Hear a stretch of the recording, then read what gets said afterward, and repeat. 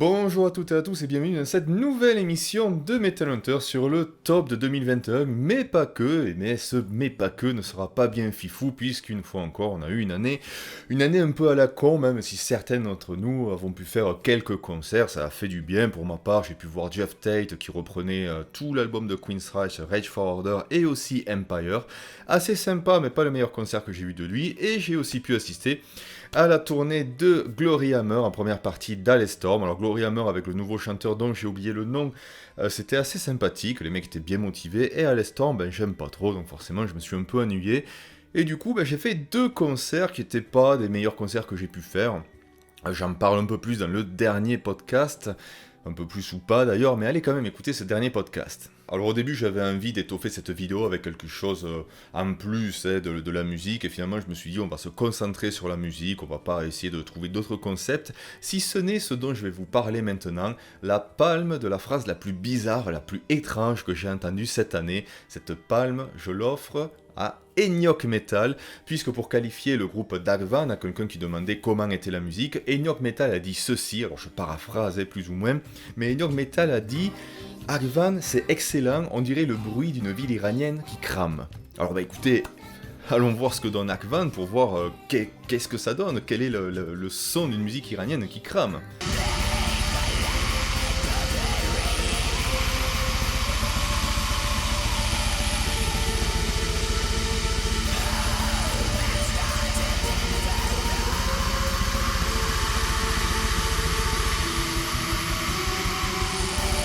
Putain, il me fatigue. Allez, hop. Une bonne petite Guinness, là. C'est ça qui est bon, on la met par terre. La moquette.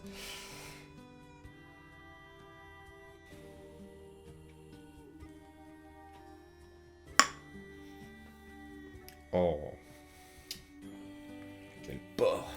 Et nous allons commencer à parler musique avec les déceptions de cette année 2021. Alors la première des déceptions, c'est Tribulation avec Where the Gloom Becomes Sound. Je mettrai sûrement la pochette ici, je ne suis pas sûr que vous voyez bien ce que je vous montre à l'écran. Donc Tribulation, opus assez étrange puisqu'il y a tous les ingrédients dans cet album, y compris le guitariste Johan, le fameux guitariste androgyne qui apporte beaucoup à cette formation et qui signe ici sa dernière offrande avec Tribulation puisqu'il a ensuite quitté le groupe. Donc comme je le disais, tous les ingrédients sont là, mais ça prend pas, j'arrive pas à rentrer dans l'album, voire il m'ennuie par moment, donc je sais pas si avec le temps j'apprendrai à découvrir cet opus, mais voilà, petite déception pour 2021, mais ce n'est pas la pire des déceptions, je sais pas si ça se dit d'ailleurs ça, puisque la plus grosse déception que j'ai eue cette année, vous vous en doutez sûrement, c'est Léviathan de Therion. Alors là aussi, tous les ingrédients sont là, mais c'est forcé. On sent vraiment que c'est un album sur commande et on ressent encore plus cet aspect quand on lit les interviews de Christopher Johnson ou même ce qu'il dit dans le livret de l'album, puisque y a aucune envie, on le sent énervé, on le sent mais vidé de tout enthousiasme, limite il y croit pas à cet album, il le fait parce qu'on y a dit voilà, fais du bon vieux Therion pour que les fans soient contents. Mais il n'a pas envie et ça se ressent et c'est dommage. Alors, il y a quelques perles sur le disque bien sûr, mais voilà, ça vaut pas un bon vieux Therion. J'ai fait une vidéo là-dessus, si vous voulez plus d'informations sur ce Léviathan, allez regarder ma vidéo. Lorsque j'ai réuni tous les albums que je voulais mettre dans mon top 10, je me suis retrouvé comme au rugby avec un top 14, et donc il y a 4 albums que je n'ai pas pu rentrer dans mon top 10 malheureusement. Ces 4 albums, je vais vous les présenter tout de suite. Alors ils ne sont pas classés par ordre de préférence, c'est vraiment, je les attrape là, il y a un tas de disques. Le premier c'est Anternose au fleuve de Loire. C'est sorti chez Antique Label bien sûr, et regardez, c'est assorti à mon t-shirt, donc c'est très très bien, plus un point pour Anternose pour ça. Du black metal qui sent le rural, qui sent la campagne, les vieilles histoires de paysans, donc voilà, c'est basé, le concept c'est bien sûr le fleuve de la Loire et tout ce qui tourne autour, les poissons, les pêcheurs, les chasseurs, donc c'est bien fichu, et c'est à écouter en buvant le vin et en mangeant le fromage. Ensuite nous avons Impal Nazareth, Eight-Headed Serpent. la bagarre. Je n'ai pas aimé cet album au début lorsque je l'ai écouté, parce qu'il est arrivé avec tous les autres albums d'Impale Nazareth, donc j'ai fait une grosse commande chez Osmos Productions avec tous les Impale Nazareth, sauf les 2 que je possédais, donc j'ai eu une dizaine d'albums, c'est quand même un groupe qui a une discographie assez large, ils sont là depuis bien longtemps. Et comme il était noyé dans la masse, je n'ai pas su l'apprécier, j'y suis revenu plus tard, et puis, je le redis encore une fois, la bagarre.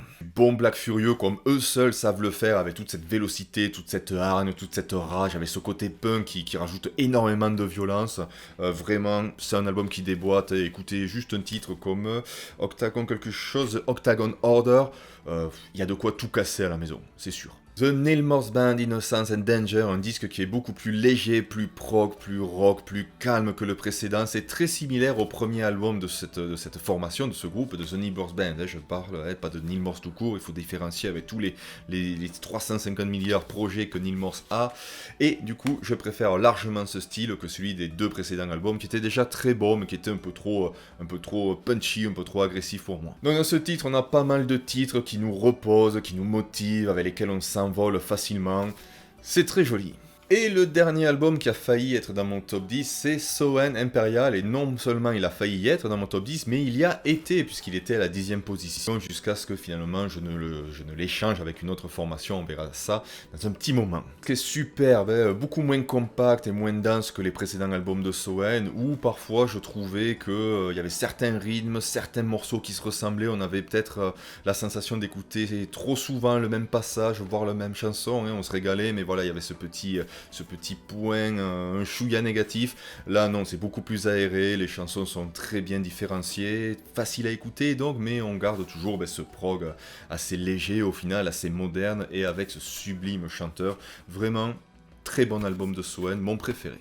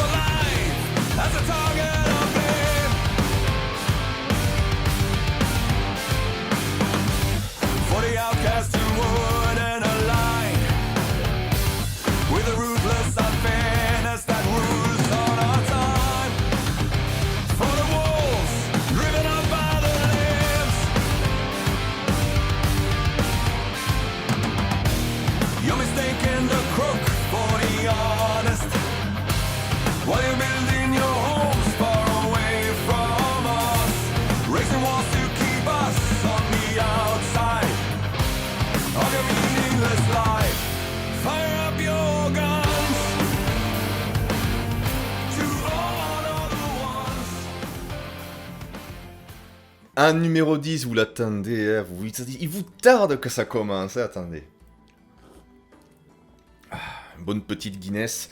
Numéro 10, c'est gros, c'est Epica avec Omega, les maîtres du métal symphonique consolident leur trône et ben, ils dégagent Soen de la 10e place. Alors il faut quand même que je dise que pour moi, Omega n'est pas le meilleur album d'Epica, hein, loin de là, mais bon voilà, c'est quand même une musique d'une très grande classe, hein, du métal symphonique de haut vol. Seul Therion est dessus, hein, si Epica est sur leur trône, eh bien, Therion c'est carrément dans les cieux, c'est Dieu. Voilà, Therion c'est Dieu du métal symphonique, en retirant Léviathan bien sûr. Je pense qu'Omega c'est l'un des albums que j'ai le plus écouté cette année, donc ben, logique hein, en quelque sorte qu'il soit dans ce top. Alors je dis qu'Omega n'est pas le meilleur album d'Epica, mais ne vous dites pas, ça sert à rien de l'écouter, parce que c'est quand même un grand album. Hein. Premier titre, Abyss of Time, est bien rentre dedans, c'est idéal pour commencer l'opus. Seal of Solomon est très prenant, hein, avec beaucoup de cœur qui nous régale. On a une chanson avec de magnifiques sonorités orientales, hein, Code of Life, sur laquelle est invité Zahir Zorgati, le chanteur de Miraz, et du coup la chanson nous fait pas mal penser à Miraz, mais tout en gardant la patte Epica. Et là je vais faire un petit coup de gueule, parce que...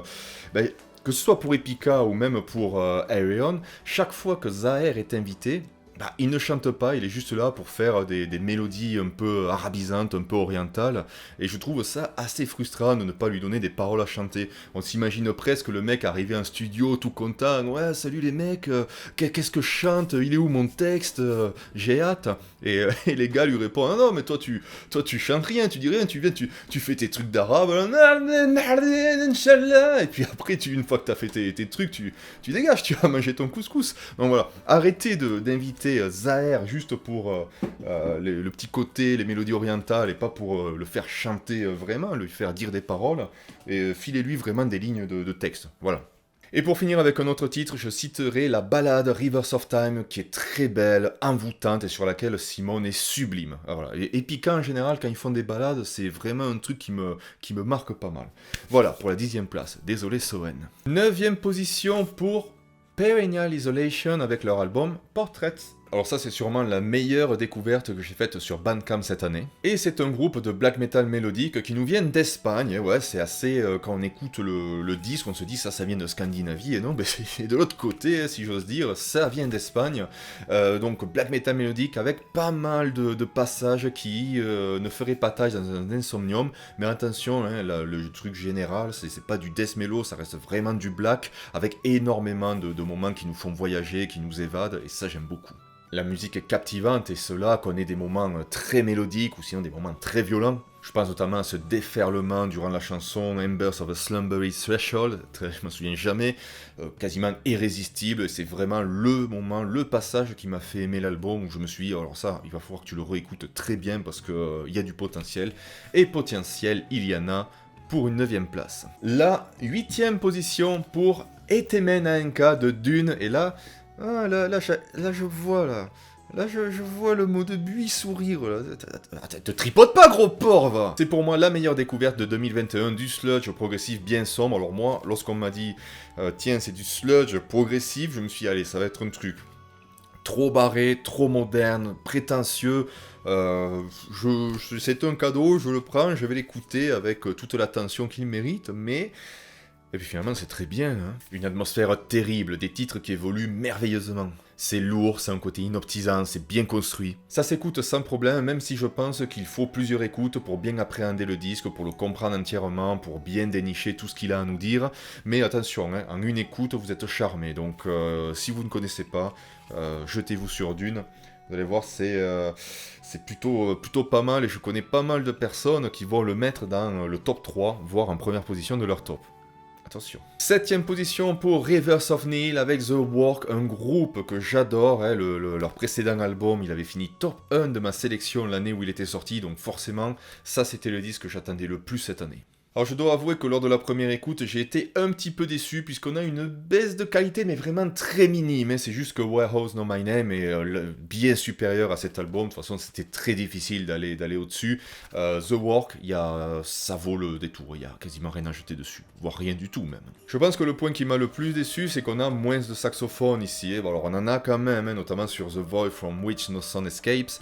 D'ailleurs, l'intervention est sublime, hein, un moment calme, ça rajoute un côté aérien beaucoup de relief à la musique, et de toute façon je trouvais que sur le précédent album et sur celui-ci aussi, cet instrument se marie merveilleusement bien à la musique, donc c'est un plus dommage qu'il ne soit pas plus utilisé. En nouveauté, on a des passages plus calmes et plus aériens, avec énormément de moments qui me font personnellement penser à du Devin Townsend, notamment sur la chanson Wait. Tout cela pour un death technique de grande classe, avec toujours cette atmosphère si particulière, très sombre, très angoissante, même si celle-ci est moins bien amenée que sur le précédent album. Pas qu'elle soit moins bien amenée, mais elle était plus visible sur Warehouse Know My Name.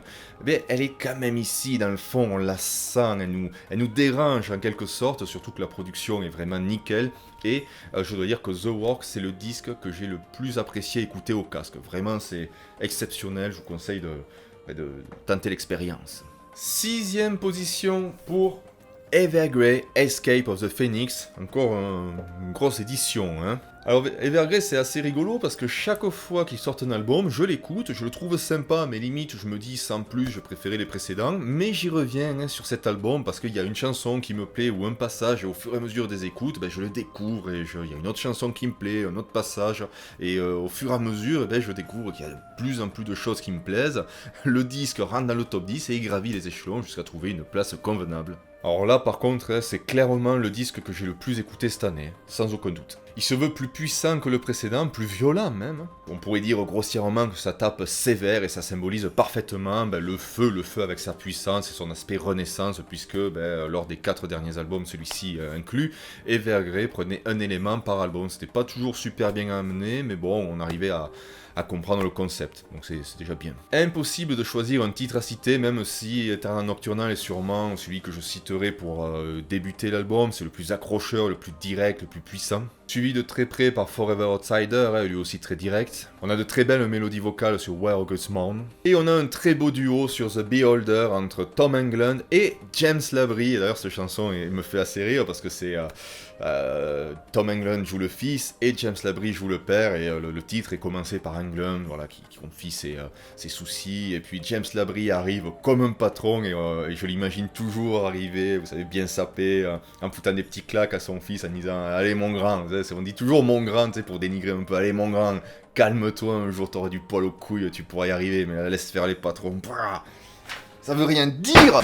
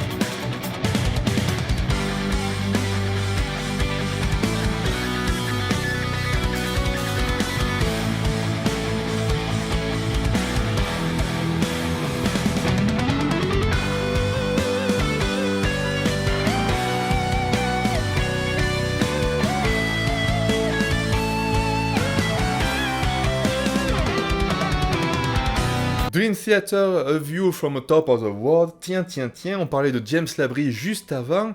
Quel heureux hasard. Alors, chaque fois que Dream Theater sort un album, bah c'est toujours pareil. Moi, je dis toujours la même chose parce que justement, c'est toujours pareil. C'est-à-dire que les critiques vont plomber l'album en disant ouais, mais Imagine the World, oui, mais Metropolis, c'était mieux avant, et Porno, nani, et nana, je suis pas content, et voilà, et le groupe devrait faire ça. Et au final, le disque, il prend 9 sur 10, il finit album du mois, donc... et quand on lit le texte, ben c'est pareil, hein, si on lisait le texte sans lire la note, on se dirait, bon, cet album, il est un peu moyen, 6 sur 10, 7 sur 10, ben non, le truc, il finit dans les meilleures sorties du mois, voire du trimestre. Mais bon, je pense qu'il y a le petit côté français aussi, qui aime bien cracher sur Dream Theater, mais c'est plutôt bon signe, ça prouve qu'ils font du bon boulot. Enfin, du coup, moi, des fois, j'ai envie de me battre.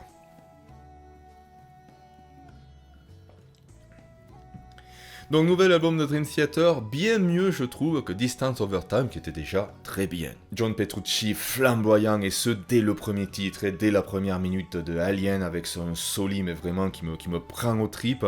Alien qui pour moi aurait été très bonne en musique pour clôturer l'album. Hein. Vraiment, il y a son final, c'est vraiment le type de final que j'attends pour clôturer un album de Dream Theater. Cette place, justement, est prise par le titre éponyme, une grosse pièce progressive de 20 minutes, qui a parfois un petit côté de bande originale de film, voilà, ça a même limite un petit côté très motivant, très épique, très belle chanson, mais il manque justement, voilà, un final dantesque, une explosion, comme Dream Theater sait très bien le faire.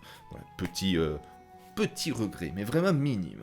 Transcending Time est un titre qui passe comme une lettre à la poste et qui ne fait pas grève, hein. C'est un titre hyper léger, qui met de bonne humeur, un peu comme certains morceaux qu'on pouvait trouver sur 6 Degrees of Inner Turbulence, je pense notamment à Solitary Shell. Metal progressif de haut vol, et mon meilleur titre, c'est clairement Answering the Call. Une rythmique basse clavier parfaite, Rudess devient fou encore plus que d'habitude, Labrie est au top, et puis c'est nickel, et c'est le genre de titre que je rêverais de voir en live, mais encore faut-il que je puisse voir un live tout court. Voilà, 5ème place pour Dream Theater, et oui.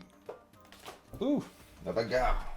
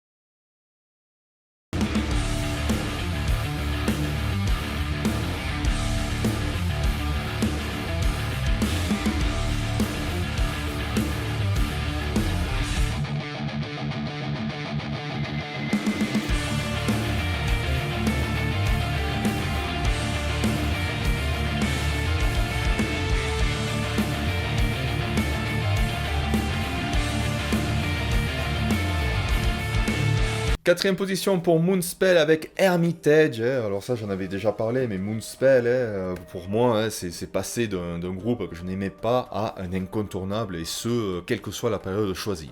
Tous les albums sont différents, mais tous les albums sont reconnaissables. On a sur tous la patte de Moonspell, cette noirceur que le groupe insuffle à sa musique, et puis voilà, tout est beau, tout est magnifique chez Moonspell. Et Hermitage ne fait pas exception à la règle, puisque je dirais qu'ici, Moonspell nous revient avec un côté, on va dire, plus gothique, voire plus rock gothique, nous offrant un visage qui a pu surprendre lors des premières écoutes, mais qui colle parfaitement au groupe. Je pense notamment au premier single, All or Nothing, qui est très audacieux, très déroutant lorsqu'on l'écoute tout seul, mais lorsqu'on le met dans le cadre de l'album, ça prend tout son sens, on se régale, et au final on trouve que c'est une chanson sublime. Et pour les titres qui font le plus Moonspell, The Hermit Saint par exemple, avec ce très beau refrain aux voix claires, The Greater Good qui débute l'album tout en douceur. Common Prayers est aussi très doux comme titre, si on retire le refrain où Fernando Ribeiro utilise sa voix très criée. Bon, voilà, c'est un nouveau chef-d'œuvre de Moonspell, mais est-ce qu'on en doutait? Franchement, est-ce qu'on en doutait? Je vais le mettre là pour le coup. Voilà.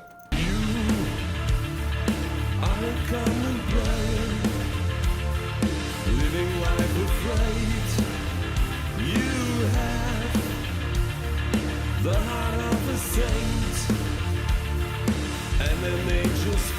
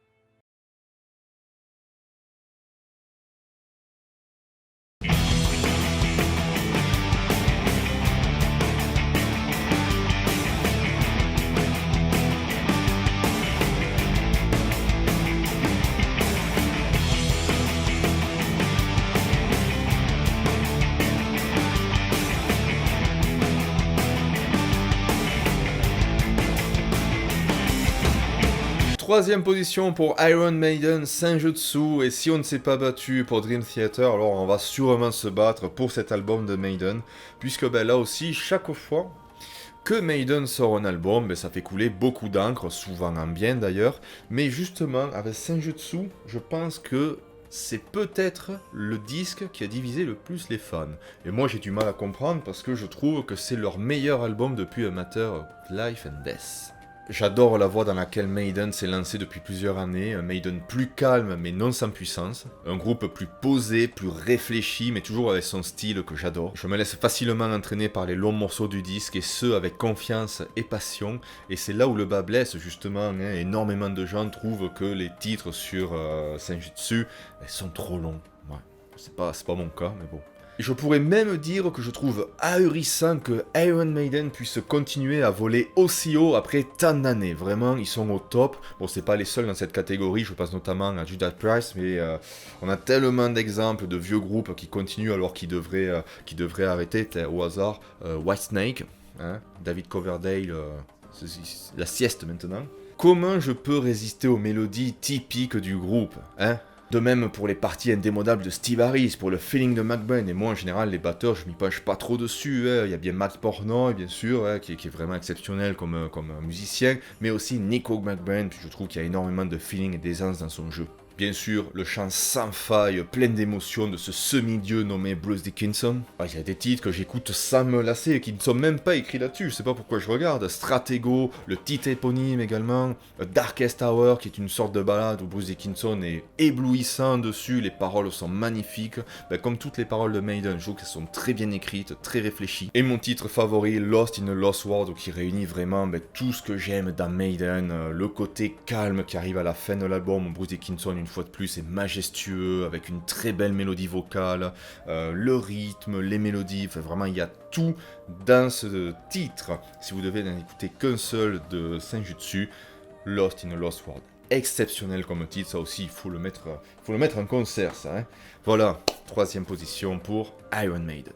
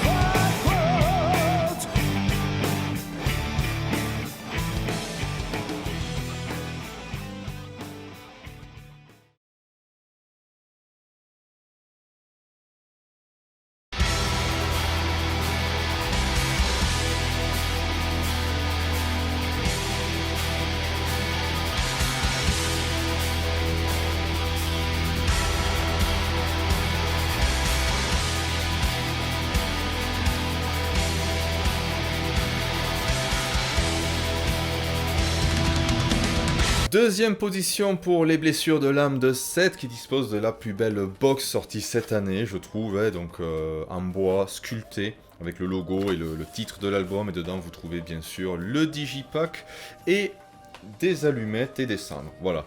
Et non seulement c'est la plus jolie box de l'année, mais je trouve que c'est la plus jolie pochette que nous avons eue cette année. Une pochette qui pourrait sembler un tantinet provocante, Notre-Dame qui brûle, mais calmez-vous, ce n'en est rien selon les dires du groupe, c'est plus pour symboliser le passage à une autre ère plutôt que pour faire du rentre-dedans, de l'antichristianisme de bas étage. Voilà. Calmez-vous, je vous prie.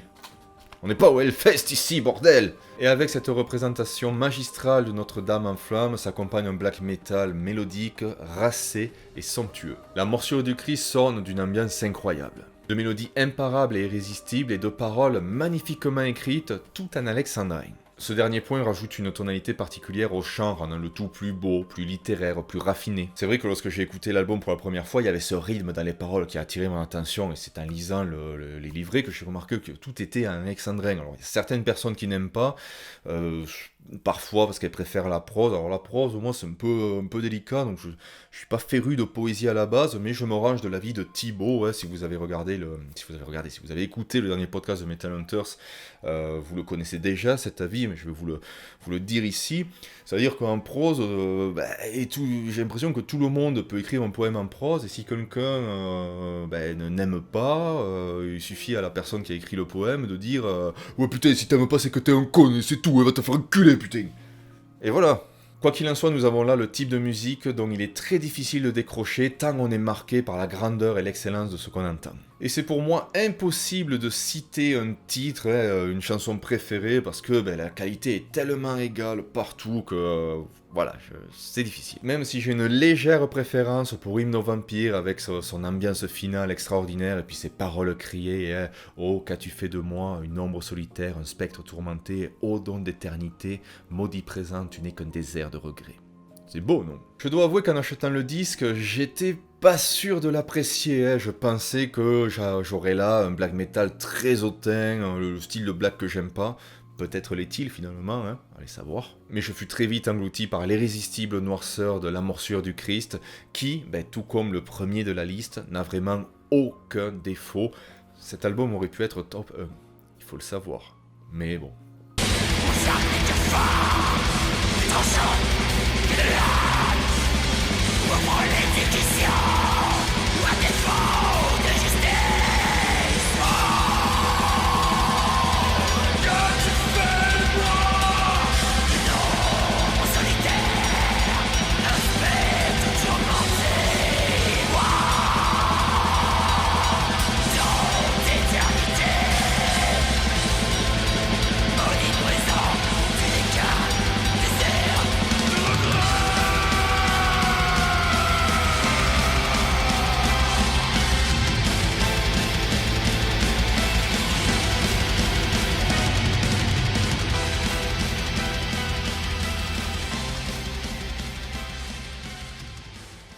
Vous vous impatientez de découvrir mon numéro 1, le meilleur album de 2021.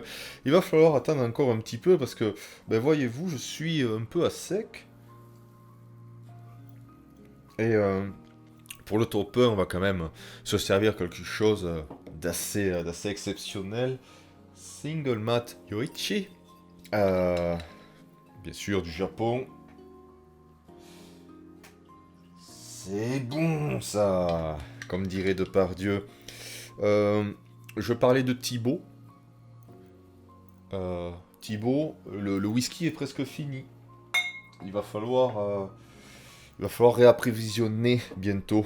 Réapprovisionner, bien sûr. Au plus vite.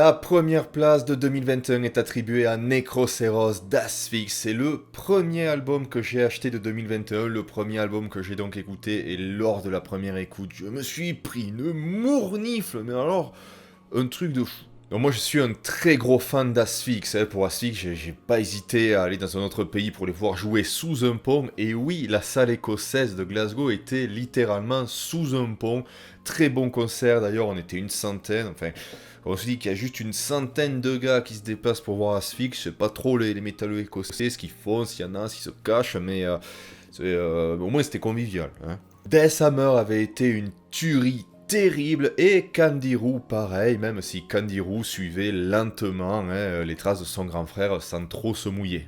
Non pas que cette offrande 2021 se mouille, il n'y a rien de nouveau dans Necroceros, il n'y a pas de clavier, il n'y a pas d'orchestration, il n'y a pas de guest au hasard Alistair Whiteglass, il n'y a pas Timo Cotipelto qui vient faire un duo lors d'une balade avec Van Drunen, non, ça on n'a pas tout ça, mais j'ai la sensation lorsque j'écoute cet album que les mecs d'Asphyx, tout en gardant leur death metal si particulier et jouissif, ont réussi à enfoncer les limites du genre. Et encore enfoncer n'est pas le terme adéquat, parce qu'on pourrait dire ils les ont enfoncés, ils sont chez les voisins maintenant, ils ont quelques éléments black, pourquoi pas, black metal brutal, ça pourrait aller, mais non.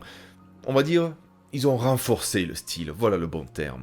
Le riffing et les mélodies incroyables de Bayens, le chant bien puissant et bien sec de Van Drunen, des alternances entre un death metal direct, rapide, rentre dedans, et avec ses passages mid-tempo qui s'acoquinent avec le doom, c'est bien lourd, bien pesant. Le tout avec un dosage très précis et ces fameux changements qui se produisent toujours au meilleur moment. Quelle énorme mournifle je me suis prise à la première écoute de cet Asphyx, et puis aux suivantes aussi. Hein. C'est un album imparable, et en plus, alors ça n'a rien à voir avec la musique, mais j'adore le livret, et je trouve que cela prouve à quel point Asphyx est proche de la scène, et proche des autres formations, et aussi des fans. Il y a pas mal de photos où on les voit déjà en train de porter des t-shirts d'autres formations, ils posent avec d'autres types de la scène métal, je crois qu'il y a des gars d'Impal Nazareth, des Canentomb, on les voit avec les fans également, il y a des photos qu'ils ont prises durant leur tournée, notamment une à Dublin, et d'ailleurs c'était très rigolo parce qu'on les avait croisés à Dublin dans Temple Bar, assez marrant d'ailleurs de voir tout Asphyx se balader comme ça avec leurs sachets remplis de souvenirs. Donc voilà, je pense que ça montre à quel point les gars ne se prennent pas la tête, c'est juste une bande de potes qui sont là juste pour s'amuser, pas pour nécessairement pour faire carrière, je l'ai dit, je les ai vus jouer à Glasgow devant 100 personnes, à Dublin quand on les avait vus, c'est pareil, les gars ils y jouaient devant une centaine de pelés, donc bon. Alors c'est du bonus, c'est sûr, et vous me direz que d'autres formations font ça, de mettre des photos où ils posent avec les autres groupes, mais je trouve que cet aspect fraternel, cette camaraderie qu'on retrouve dans Asphyx, le côté bien posé qu'ils ont entre eux, j'aime bien la personnalité des mecs, ils se prennent pas la tête, ils viennent, ils jouent, une fois qu'ils ont fini de jouer, ils boivent une bière, et ben ça ressort vraiment avec Asphyx plus qu'avec les autres groupes. Il est vrai que lorsque j'ai commencé à penser à mon top 10 de 2021, j'ai regardé Necroceros, et je me suis dit pourquoi pas Asphyx ? Pourquoi je ne mettrais pas Asphyx en top 1 de 2021 ? Après tout, pas besoin d'avoir un groupe qui soit original, qui apporte quelque chose de nouveau sur la table. D'ailleurs, c'est un truc, vous savez, ça me fait souvent tiquer quand on me dit « Ouais, mais c'est toujours que du death metal ou que du power ». On s'en fout de ça, on n'a vraiment pas besoin d'avoir quelque chose de nouveau, surtout qu'il n'y a pas vraiment de nouveauté dans le métal ou voire dans la musique en elle-même. Pourquoi pas Asphyx ?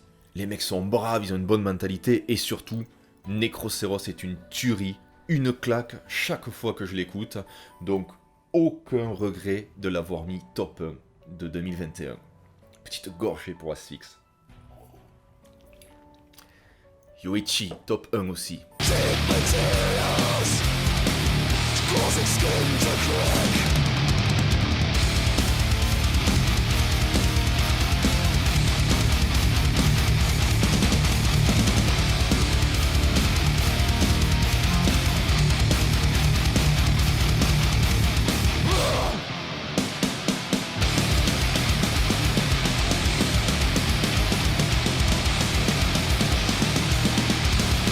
Consciousness, finally not dying.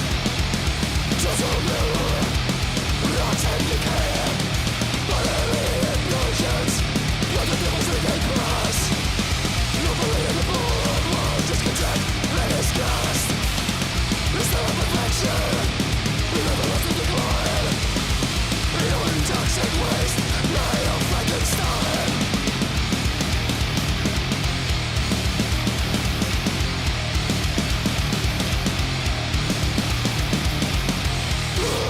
Voilà, c'est la fin de cette vidéo de Metal Hunter sur les sorties de 2021. J'espère qu'elle vous a plu. Et puis maintenant que j'ai fait le boulot, c'est à vous de le faire. Mettez en commentaire votre top de 2021. Vous savez que je prendrai vos classements, que ce soit des top 10, des top 5, des top 3, je m'en fous, je prends tout. Et ça ira directement sur mon blog pour alimenter un classement général afin de voir quels sont les albums qui vous ont marqué l'année dernière. Allez-y. Je mettrai bien sûr l'adresse de mon blog où vos classements apparaîtront dans la description, alors n'hésitez vraiment pas, je sais que chaque année, je le dis, il va y avoir 500, 600 personnes qui vont regarder la vidéo et seulement une vingtaine, une trentaine de commentaires. Faites l'effort, en général je ne demande pas de like, de commentaires, mais des classements j'en demande, et il est temps de revenir sur 2020, puisque j'ai récupéré énormément de classements pour 2020, et l'album qui est arrivé en tête, sans trop de surprise, je dois vous l'avouer, c'est Draconian avec Under a Godless Veil, qui est un album vraiment somptueux, et plus j'y pense, plus je me dis, ce disque tu l'as mis 3e, il aurait peut-être mérité d'être second, voire premier. C'est pas pour rien si j'ai fait une vidéo sur ce disque. Il a, je vérifie, il a récolté 115 points. C'est donc un record, jamais un album n'avait eu un score aussi haut. Je crois que celui qui avait le record avant Draconian, c'était Dream Theater avec Dramatic Turn of Events de tête, le groupe américain avec 91 points. Donc Draconian, il a vraiment pulvérisé ce record, ça va être très dur d'aller au-dessus. Mais bon, on verra bien. Voilà, cette vidéo de Metal Hunter, c'est vraiment pour le coup terminé, et tant mieux parce que le chauffe-eau qu'il y a derrière moi vient de s'allumer, donc j'espère que ça va pas trop bousiller le son, mais bon, fort heureusement je n'ai plus rien à dire. Si ce n'est bien sûr... Stay Metal!